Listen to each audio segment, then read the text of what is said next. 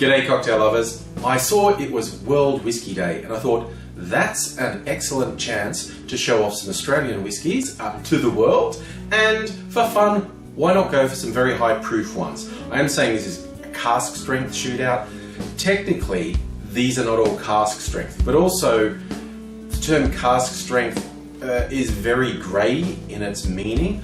Only 2 of these 4 whiskies market themselves as cask strength. And I think a lot of people just go, if it's 55, 57%, that's what most cask strength whiskies are. What it literally means is this is the strength that came out of the cask. So there are an enormous number of variables that can affect that. And there's a bit of divergence in the alcohol strength in these as well. And I'm going to go through them one by one. I'll start with the lowest proof one and work my way up to the highest proof one. Also, worth noting, I'm really bad at the tasting notes. I can rarely think of ways to describe what I'm tasting, but of course, the marketing on the bottles, they're all very keen to throw out some tasting notes. So I'm going to read their tasting notes and then taste and then see if I agree or if I get something else. First up, from the Archie Rose Distillery in Sydney. This is one of their limited releases they call their Trials and Exceptions series, and this is a high proof whiskey, 53%, so lower than most things marketed as cask strength would be, but higher than average off the shelf whiskies. They call it High Test Molasses Rum Cask Single Malt Whiskey. It's their single malt, and its final bit of aging was in a barrel that had previously had High Test Molasses rum in it. So in terms of taste, how they describe a fusion of sweet and savoury flavours that yield rum and raisin ice cream and sticky date pudding. So they are claiming this 53% 106 proof alcohol tastes like dessert. Let's see. I feel like my little skull shot glasses were the appropriate receptacles for this potentially dangerous tasting. It's a really nice aroma. It is chocolate, yeah, and dried fruit like raisins, so it's a very nice aroma. It is quite sweet, like those dessert-like flavours they described. Surprisingly easy going down, but then it sort of sits and goes, yes, I am warm, I have a lot of alcohol in me. This is really quite pleasant. Next step up in terms of proof is this rye whiskey from Melbourne's Gospel Distillery.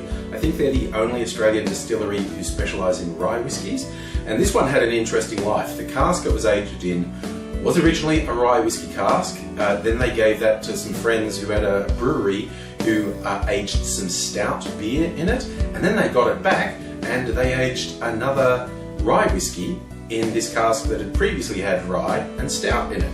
In terms of their taste notes, they're getting a bit flamboyant, and they're saying notes of dried plum, rhubarb, roasted coffee bean, dark chocolate, dulce de leche, cedar and walnut with a rich creamy texture. This one clocks in at 55% or 110 proof. This one again, not harsh on the nose. It's a lighter aroma than the other whiskey. Let's go the tasting. This has those characteristic spicier rye whiskey notes compared to other whiskies. I am getting a little bit of those chocolatey coffee notes they're talking about, but for me, this one is much more like a rye whiskey. Again, it's a nice rye whiskey. This one is my most recent whiskey purchase and is the first of these ones I'm tasting that are actually marketed as cask strength. This comes from another Melbourne distillery, the Craft & Co. They also do beer as well as spirits. And this is a Solera aged whiskey. That's a particular process of making whiskey. Cask strength, 56% ABV, so just a little bit higher than that rye whiskey. And again, they've given quite colourful tasting notes, suggesting there'd be heavily roasted coffee, ripe banana, pecan, a rich and clean golden amber to the eye. The palate similarly delivers hints of stewed quince, burnt orange, dried raisins, all balanced by a long supple finish of toffee and toasted mocha. I think their marketing people are earning their money, quite honestly. It's a really nice description. But let's see what I taste in it. I am much more getting like ripe or even overripe fruity things. I think they mentioned banana, I'm getting that a bit. This is a much fruitier nose than the other ones, to me at least. Now for a taste, well, that is really interesting. I'm getting like marshmallow, toasted marshmallow notes in that, but very woody, the sort of oakiness you get from a lot of whiskies.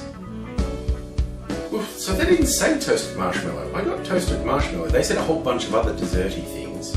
But yeah, for me it was a very sort of toasted marshmallow flavor. Very nice. And again, even though it's quite high proof, it's not burning that much going down. Also, I love this big chunky bottle. When I finish this, which will take me a very long time, I think that'll come in handy in hand-to-hand combat situations.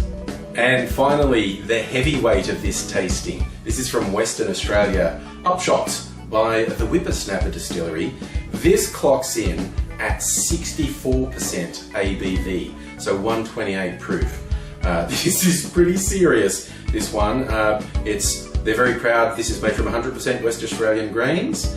Modern expression of a well-rounded whiskey, aged in white oak in their urban Mediterranean climate. So when they go with taste, a melange, it's a delicious melange of vanilla, dark toffee, hints of nutmeg, infused for creamy texture. Perfect for enjoying across seasons and in good company. Well, we're going to see what it does for me. For such a high proof whiskey, it's very delicate on the nose, like it's not burning my nostril hairs, which is what I pretty much expected when I stuck my nose in there. Just, for me, it's very light caramel and almost cinnamon flavours in that aroma. But taste-wise, how much is this going to burn? That is much hotter in my mouth, unsurprisingly. My tongue is still tingling.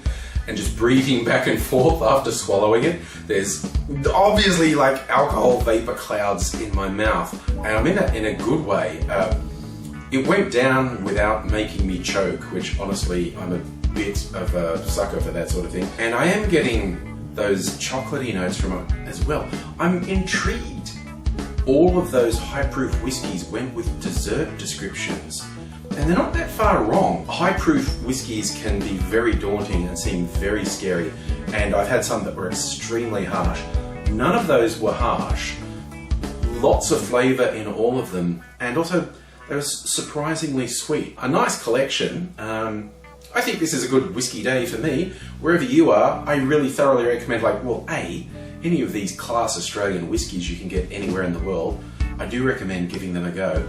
But also seek out local distilleries. Almost wherever you are in the world, there's going to be distilleries not far from you, because it's a real booming industry at the moment globally, and there will be people doing really interesting things. It's worth checking out, and it's great to support local as well.